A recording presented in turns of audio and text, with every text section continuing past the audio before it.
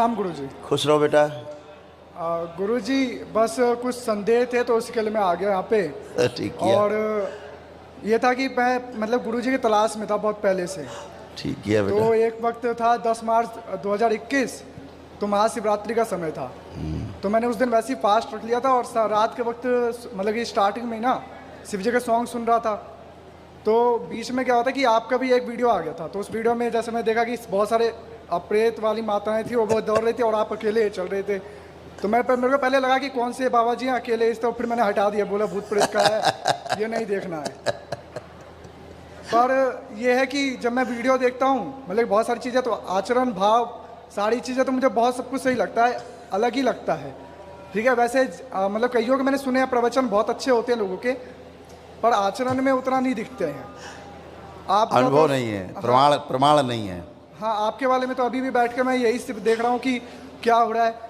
पर यह है कि कुछ ज़्यादा ही वो मेरे को वो वीडियो मेरे को बड़ी विचलित कर देती है। जैसे परशुराम भगवान आ गए या फिर अभी आए थे परशुराम, अभी आए थे। पर तो ये अभी आए थे तो उस बच्चे का श्राप उन्होंने अपने में हजम कर लिया। अभी तो आए थे, तभी तो खड़ा होकर ठीक हुआ। बच्चा जो MSc करके पढ़ाता है, टीचिंग करता है, तो तड़प रहा था जिसको हम पिछले जन्म में ले गए। पिछले जन्म में स्त्री था। बहुत ज़्यादा ही आश्चर्य ऐसा लगता है कि ये कैसे, ये मुझे तो दिखता नहीं, तो मैं जिसको जानता नहीं मैं मानूँ कैसे, ये थोड़ा अजीब लगता है मेरे लिए। ये बेटा शिव का दरबार है, तो शिव के सारे भक्त और शिव के सारे शिष्य सृष्टि में जितने भी हैं वो सभी यहाँ उपस्थित हैं और सदा उपस्थित रहेंगे। इसीलिए आप क्षण में ठीक होते हो। इसीलिए आपका 25 साल का, 30 साल का, 50 साल का जो कष्ट है, जो कभी गया नहीं, जाता नहीं, दरबार में क्षण में गायब हो जाता है। इसीलिए गायब होता है कि शिव का दरबार है, ये गुरुओं का दरबार है, पूर्ण गुरु का दरबार है ये।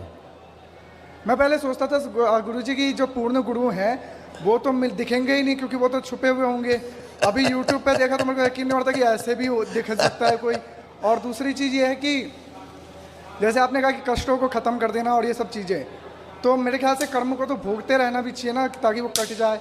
या फिर कर्म जैसे कि आपके माता पिता हैं। हाँ है। माँ को या पिता को कैंसर हो जाए जी, ठीक ना करे भगवान, लेकिन हो जाए मान लो, जी जी, आप क्या चाहोगे? माता पिता अच्छे हो जाएं या कर्म भोग करके भोग के मर जाएं? जो ईश्वर की इच्छा हो। आप चाहे तो मर जाए माता पिता? मैं कुछ नहीं चाहता, मेरे को अपने हिसाब से कुछ नहीं चाहिए। परिवार में हो तो इतना हाँ, निकृष्ट हो जाओगे, वैसे जरूर इतने निकृष्ट और इतने वो बन जाओगे सेल्फिश कि कुछ सोचोगे नहीं माता पिता जिन्होंने पैदा किया आपको। नहीं, उनके लिए अपने तरफ से प्रयास पूरा करूंगा। करोगे ना? क्यों करोगे? प्रयास पूरा करूंगा। क्यों करोगे? मेरा कर्तव्य है। गलत हो गया ना यहाँ, अब आ गए ना वही कि कर्तव्य है हमारा। ठीक है, तो अगर बात सोचा रहे तो माता पिता कर्म हो गए, मर जाए, क्या लेना देना, क्यों हम करें कर्तव्य? वो तो कर्म हो गए उनका, ऐसा तो नहीं सोचते। फिर हम क्या करते हैं? अपना कर्तव्य निभाते हैं कि किसी तरह से अच्छे हो जाए, करते हैं। तो ये दरबार आपके कर्म भोग जो है निष्क्रिय कर देता है, तो आप उन कष्टों से बच जाते हो इस शरीर यात्रा के लिए। और गुरुजी निष्क्रिय करने से तो अगले जन्म के लिए बिल्कुल बचा हुआ है, जाएगा। बिल्कुल आपके कर्म भोग हैं, आप भोगना पड़ेगा, अगले जन्म भोगेंगे आप। तो क्या इसी जन्म में भोग लेना ही तो अच्छा होगा? उसी के लिए दीक्षा है। दीक्षा के द्वारा आप अपने कर्म भोगों निष्क्रिय जो किए हैं हमने, उन्हें नष्ट कर सकते हैं अपने तपोबल से। नष्ट कर सकते हैं उस चीज को, अपने तपोबल से नष्ट कर सकते हैं। इसीलिए दीक्षा है कि अगले जन्म का ना बचे, अगला जन्म मिले ही ना, लेना ही ना पड़े, उसी के लिए दीक्षा है। इसीलिए हम यानी दरबार आपका भूतकाल और भविष्यकाल दोनों देखने बंद कर देता है। दोनों अभी चेक किया था आपने, अभी चेक कराया था, अनुभव कराया था अभी मैंने आपको। जी, जी, जी। तो ना भूतकाल देख पाए ना भविष्य देख पाए, वर्तमान में रह गए। यही ध्यान है, यही एक रास्ता है मुक्ति का, 84 लाख योनि से मुक्ति का। अगर आप नित्य वर्तमान में बने रहें तो हो गए आप ध्यानी, आप बन गए वशिष्ठ मुनि, हो गए विश्वामित्र। और क्या विश्वामित्र थे और क्या थे परशुराम? नित्य वर्तमान में बने रहते थे। वही ऋषि का काम है, वही मुनियों का काम है, वही तपस्वियों का काम है। आप नित्य वर्तमान में नहीं रह पाते, या तो भूतकाल में रहते हैं या टेक ऑफ कर जाते हैं, भविष्य चले जाते हैं। यही तो सांसारिकता है। इसी से मुक्ति ध्यान है, इसी से मुक्ति मोक्ष है, यही दुखों से मुक्ति का कारण है। जब भूतकाल के बारे में आप सोचते हो तो पीड़ा होती है, भविष्य के बारे में सोचते हो तो चिंता होती है। कोई अच्छा मिलता है कुछ इससे? अच्छा नहीं मिलता कुछ। कहाँ अच्छा होता है? वर्तमान में रहना। ठीक है, तो आपको दरबार वो शक्ति भी देता है, साधना में आपको आगे बढ़ाता है, ताकि अपने कर्म भोगों को आप स्वयं ही नष्ट कर सकें, ताकि आपको अगला जन्म ही न लेना पड़े। और अगला जन्म तभी नहीं होगा जब तक आपके कर्म भोग सब निष्क्रिय जो पड़े हैं नष्ट नहीं हो जाएंगे सारे, तब तक आपके जन्म होते रहेंगे बार बार। और जैसे ही आपके सारे कर्म भोग आपके तप से नष्ट हो जाएंगे, अगला जन्म खत्म, मुक्ति, वही मोक्ष है। गुरुजी, जैसे मैं गीता पढ़ता हूँ तो गीता में तो ऐसे दो चीज़ें दिखते सुनने में आती है, एक सांख्य योग, एक कर्म योग। तो ये दोनों में से एक ही पथ चुनना होता है। मुझे समझ ही नहीं आता कि ये दोनों है क्या और मैं कौन सा चुनाव कर रहा हूँ। देखो, किताब में जाओगे तो फंस जाओगे। आप किताब में जाओगे, गीता हो, रामायण हो, कोई भी ग्रंथ हो, उपनिषद हो, शास्त्र हो, पुराण हो, इनमें आप जाओगे फंसोगे। हमेशा ध्यान रखना। तो इनमें जाऊँ ही ना? नहीं जाओ, हम बता रहे हैं जो हमें थोड़ा सा पता है वहाँ से चर्चा कर रहे हैं। हम कोई पूर्ण गुरु तो है नहीं, ठीक है, हम भी तुम्हारे जैसे हैं। अभी तुम यहाँ बैठ जाओ, एक ही बात है हमारे लिए। तुम यहाँ बैठो, हम वहाँ खड़े हो जाएं, एक ही बात है। हम कोई भगवान थोड़े ना है, हम कोई गुरु थोड़े ना है।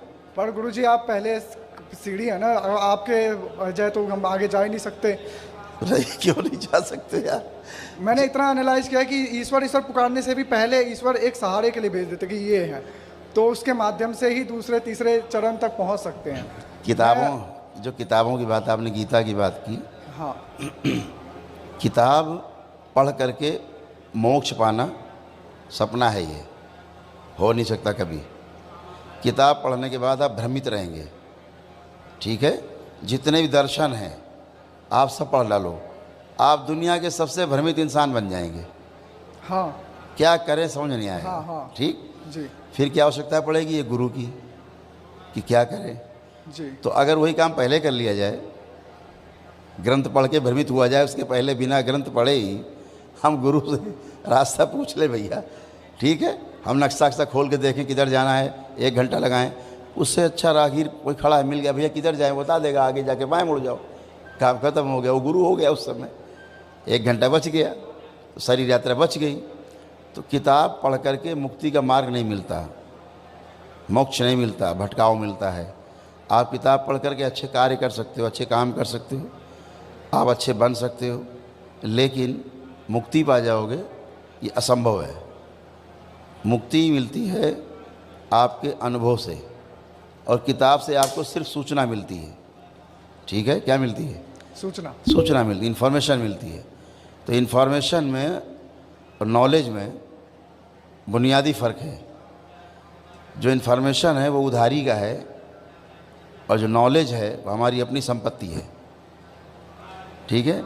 और जो हमारी संपत्ति है, हमारे ज़िंदा रहते भी, शरीर छोड़ देने के बाद भी ये संपत्ति साथ रहती है। सूचनाएं सब छूट जाती हैं, भाषाएं छूट जाती हैं, यादें सब बेकार की छूट जाती हैं, रिश्ते नाते छूट जाते हैं, लेकिन हमारे अनुभव जो है सत्य के हमारे साथ रहते हैं। वही जन्म जन्मांतर बढ़ते रहते हैं धीरे धीरे, और एक समय ऐसा आता है किसी जन्म में जब आप इनलाइटेंड हो जाते हैं, ठीक है। जैसे हमारे बच्चे में हमारे दरबार में तमाम बच्चे हैं, सब खड़े हैं, ये सब बैठे हैं, ये सब देखते हैं सूक्ष्म जगत को। ये सारे बच्चे सूक्ष्म जगत को देखते हैं, इत्मीनान से देखते हैं, खूब जैसे है वैसा दिखता है, ये सब देख लेते हैं, सब देखते हैं। कैसे देख पाते? कोई तपस्या साधना नहीं कर ली लोगों ने, इसके लिए कोई ने तपस्या नहीं की है, कोई साधना नहीं की है। ये सब पीड़ित बच्चे थे, एक टाइम में पीड़ा में आए थे, भरे हुए भयानक पीड़ा में। आज सब अच्छे हैं, इनके परिवार अच्छे हैं, अब स्वेच्छा से सेवा करते हैं। ये कोई दरबार से कोई पैसा नहीं लेते कि हमें रुपया मिलता हो, उनको कोई पैसा मिलता हो, चाहे देते तो लेते नहीं, ये सेवा में है, अपने मस्ती में है सारे बच्चे। इनके परिवार भी मस्त हैं कि हमारे बच्चे सेवा में हैं। लेकिन दरबार और पूरे सृष्टि को, पूरे ब्रह्मांड को, ब्रह्मांडों के आगे पार ब्रह्मांड है, वो सब देखते हैं बच्चे, ठीक है। लेकिन जब अभी तो ये उधार का है, अभी तो मान लीजिए हमने दे दी अपनी शक्ति, तो देख रहे हैं, ये मान लीजिए दरबार ने शक्ति दे दी, देख रहे हैं, ठीक है। अभी दरबार एक क्षण में कह देगा वापस, तो इनको दिखना तुरंत बंद हो जाता है। खड़े हैं, पूछ लो सबसे, एक क्षण में सबको दिखना बंद हो जाता है। ऐसा होता नहीं? बता दो भाई बच्चे को, एक क्षण में देखना बंद कर देंगे, फिर नहीं देख सकते कुछ। ये कितना प्रयास कर ले और फिर एक क्षण में देखो तो सब देखने लगते हैं।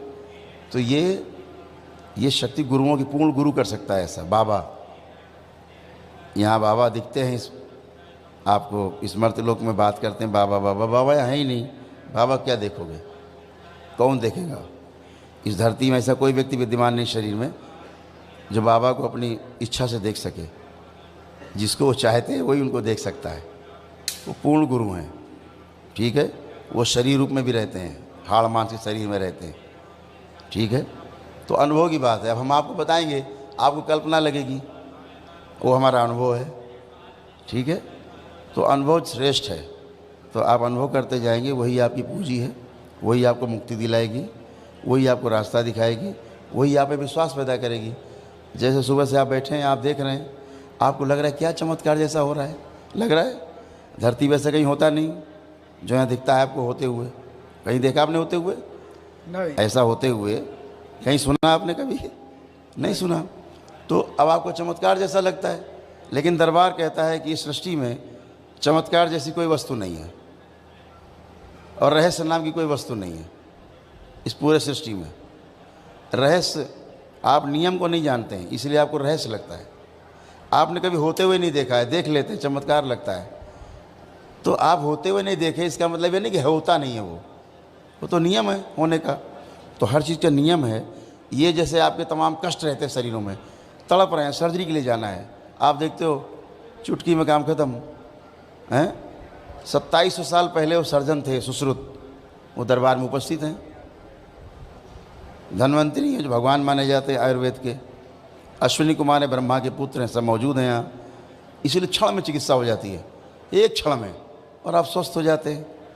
तो ये चमत्कार नहीं है, इस सृष्टि का नियम है। आपका सूक्ष्म शरीर जो है वो रोगी होता है पहले, उस रोग के बीज आपके कारण शरीर में रहते हैं। अगर कारण शरीर के बीजों को निष्क्रिय कर दिया जाए तो सूक्ष्म शरीर से उसका प्रभाव खत्म हो जाता है। फिर सूक्ष्म शरीर को ठीक कर दिया जाए, रोगी है जो, उसका प्रभाव स्थूल में रहता है, उसका इम्पैक्ट आता है आपके स्थूल में। करो अखंड ब्रह्मचर्य धारण करो पहले। अगर अखंड ब्रह्मचर्य धारण कर सकते हो तो कर सकते हो, कोई भी कर सकता है। करके तो देखो, उसकी शक्ति देखो क्या है। अखंड ब्रह्मचर्य की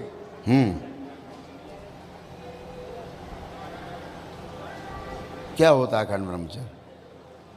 शरीर से, शरीर मन और आत्मा, मतलब कि मन वचन कर्म से, हाँ, तीनों से, आसक्तियों से दूर रहना। दूर नहीं रहना है, ब्रह्म के आचरण में रहना। दूर नहीं रहना। दूर कहाँ जा सकते हो, दूर जाने की जुगाड़ ही नहीं है। साथ में रह करके भी जी, मन से उस चीज में भाव न रहना, साथ में रह करके भी निर्लेप रहना, ठीक है। तो आप भी कर सकते हो, इसमें क्या आपत्ति है? कोई भी कर सकता है, कोई भी इनलाइटेंड हो सकता है, कोई भी बुद्ध बन सकता है। सबकी संभावनाएं प्रत्येक व्यक्ति के साथ मौजूद हैं। कर्म तो करो। अगर आप रोजी रोजगार के लिए आगे बढ़ते हो तो आप उसमें आगे बढ़ जाते हो प्रयास करके। आप ऑफिसर बनना चाहते हो, प्रयास करके वही बन जाते हो। आपने प्रयास किया उसके लिए, आपने बुद्ध बनने का प्रयास नहीं किया है, इसलिए आप बुद्ध नहीं बन पाते। इतनी बात तो है। एक आदमी बुद्ध बनने का प्रयास करता है, बन जाता। हम कहते हैं कैसे हो गया? वो तो हो इसलिए कि प्रयास किया है। आप प्रयास नहीं करते, केवल बातें करोगे, केवल सोचते रहोगे कि हमें अधिकारी बनना है, सोचते रहो, बातें करते रहो, कुछ नहीं होगा। होगा कैसे? करने से, अनुभव करने से होगा, एक्सपीरियंस होगा। किताब इसलिए है, गीता, रामायण, पुराण इसलिए है, महाभारत। आप जो भी कार्य करते हैं वो माइल स्टोन की तरह है। आप बुक में जाके देख सकते हैं कि मैं जो कर रहा हूँ ये ठीक है या नहीं। इतने के लिए किताब है, पढ़ करके करने के लिए किताब नहीं है। भ्रमित हो जाओगे। एक किताब कुछ बोलेगी, दूसरी किताब कुछ बोलेगी। तो आप जो जी रहे हैं उसको आगे कैसे जी रहे हैं, जीते चले जा रहे हैं। तो हम सही जा रहे हैं कि नहीं जा रहे हैं, इसके लिए माइल स्टोन लगे हुए हैं सड़क किनारे। लेकिन माइल स्टोन पे पकड़ के बैठ गए। दिल्ली 360 किलोमीटर दूर, वो 360 रहेगी दूर, पकड़े रहो किताब। वो नहीं 1 किलोमीटर घटे बढ़ेगी नहीं। तो माइल स्टोन नहीं पकड़ना है, दिशा है। किताब दिशा देती है केवल, कि हमारे पूर्वजों ने किया, हमारे गुरुओं ने किया, उन्होंने पाया सत्य को, तो हम भी ऐसा कर सकते हैं। वो आपको केवल क्या करती, सपोर्ट करती है, एक विश्वास पैदा करती है।